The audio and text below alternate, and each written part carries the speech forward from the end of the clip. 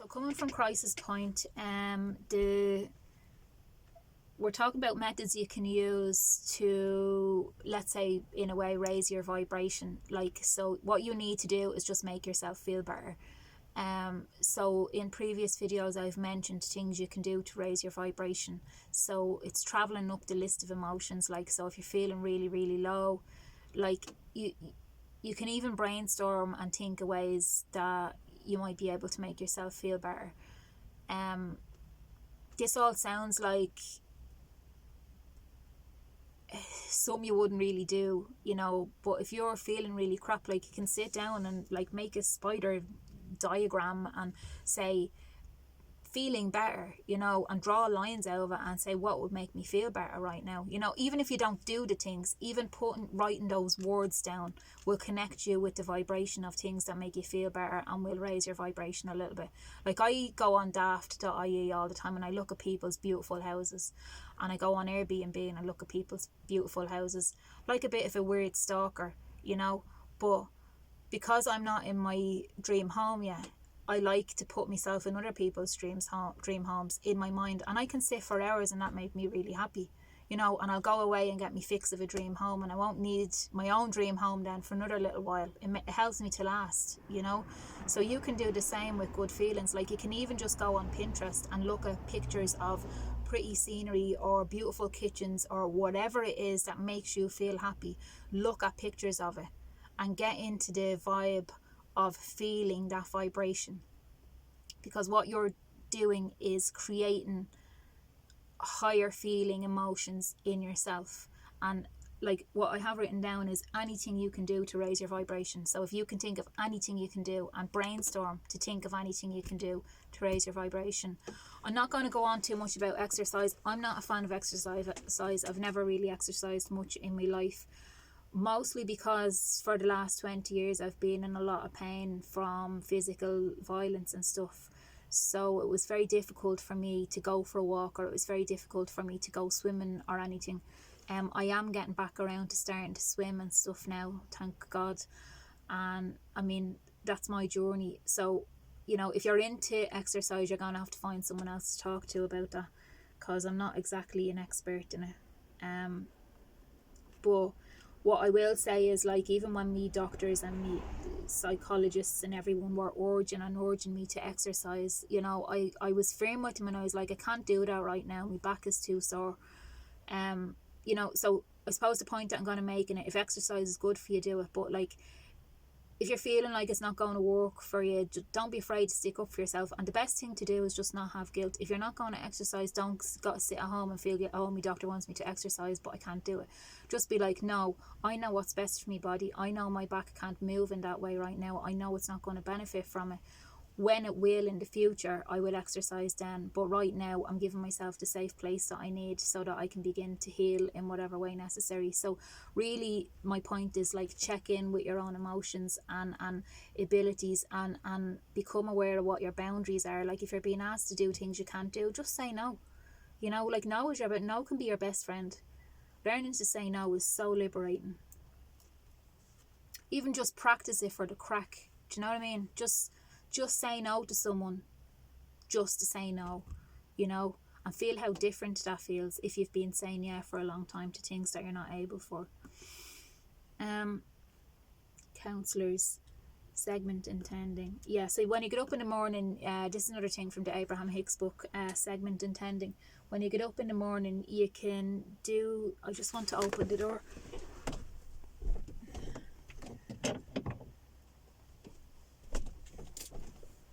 Have the fire lighting on, it's very hot.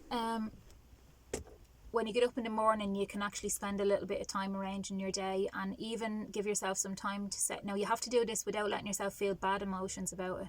So if you go into saying, what would a lovely day be like, and just say to yourself, oh, I'd love to go to the beach, but then if you go into saying, oh, well, I can't afford to go to the beach, or I have no car, blah blah blah, I wouldn't be able to do that, then it's going to go downhill on you. So if it's going to go that way, don't do it. But if you can possibly keep yourself in such a good vibration that you can begin to let your imagination help you to feel good, you can get up in the morning on what's called segment intending. Before you go into the next segment of your day, whatever it is, you can intend for that segment to be good. So instead of just getting up and jumping out of bed and one thing happens and the next thing happens, you can be like, what would it be like if the first part of my day was wonderful? You know, what would I do?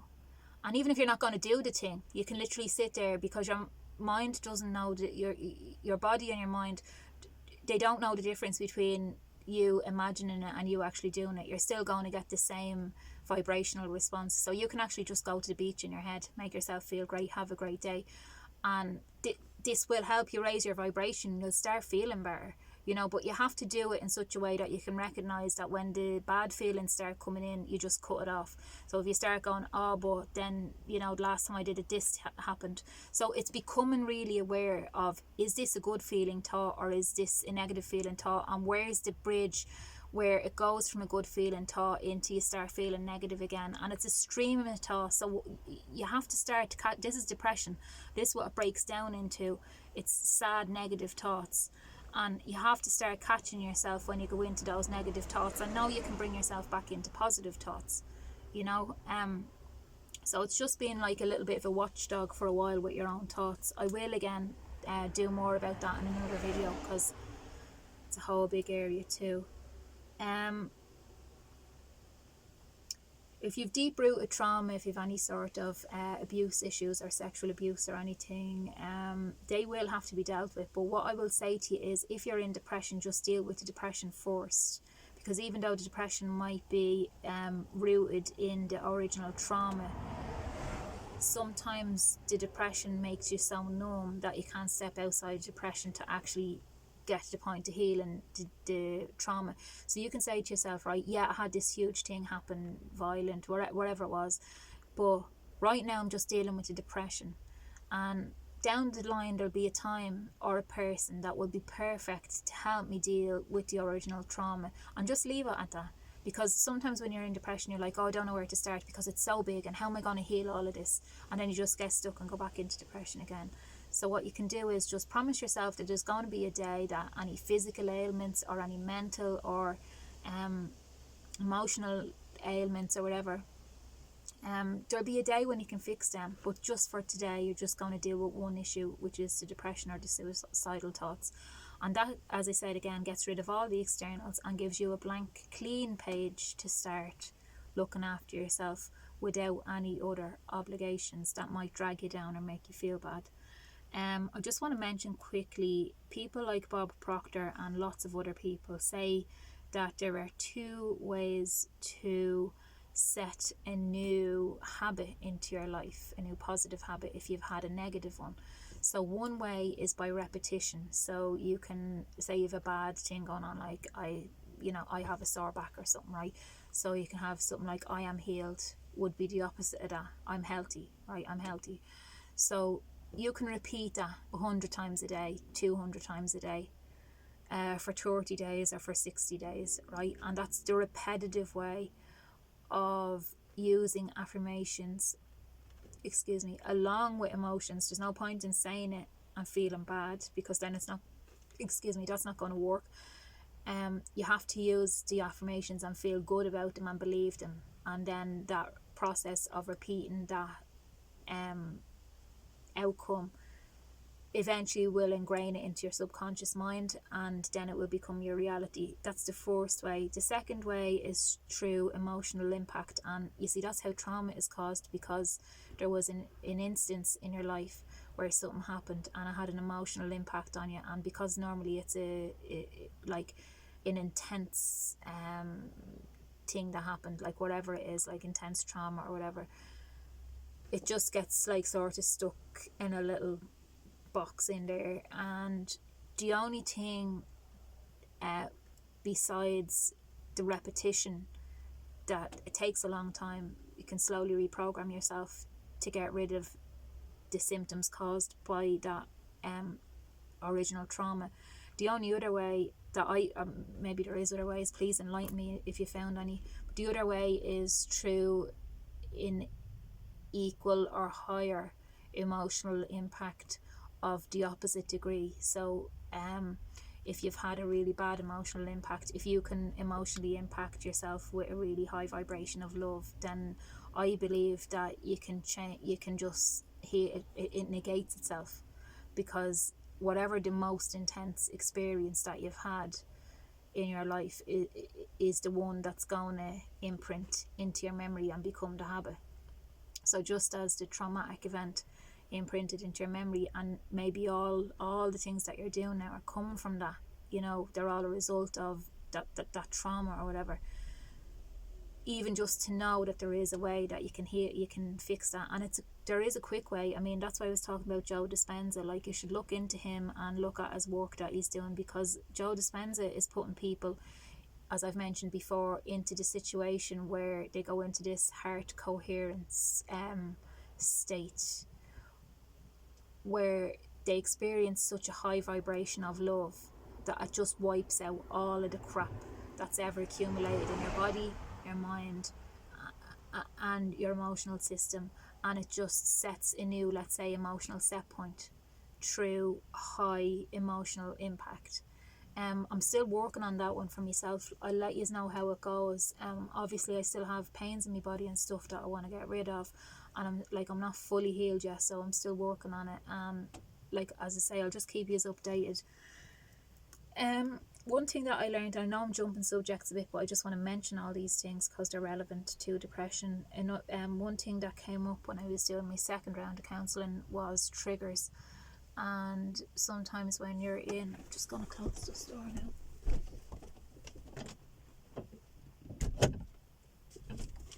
Sometimes when you're in depression, like, you can be like, another thing that's on top of depression, like, and separate, is you can be triggered by other things. So you might ask someone for help and they might turn you down, or you might begin to tell someone a story and they don't understand, and then because you've been feeling a feeling of not being understood, that makes you feel worse and you get triggered by that. So then you might get angry, you might feel down, you might feel sadder or whatever. But what you can do is learn to notice what is a trigger.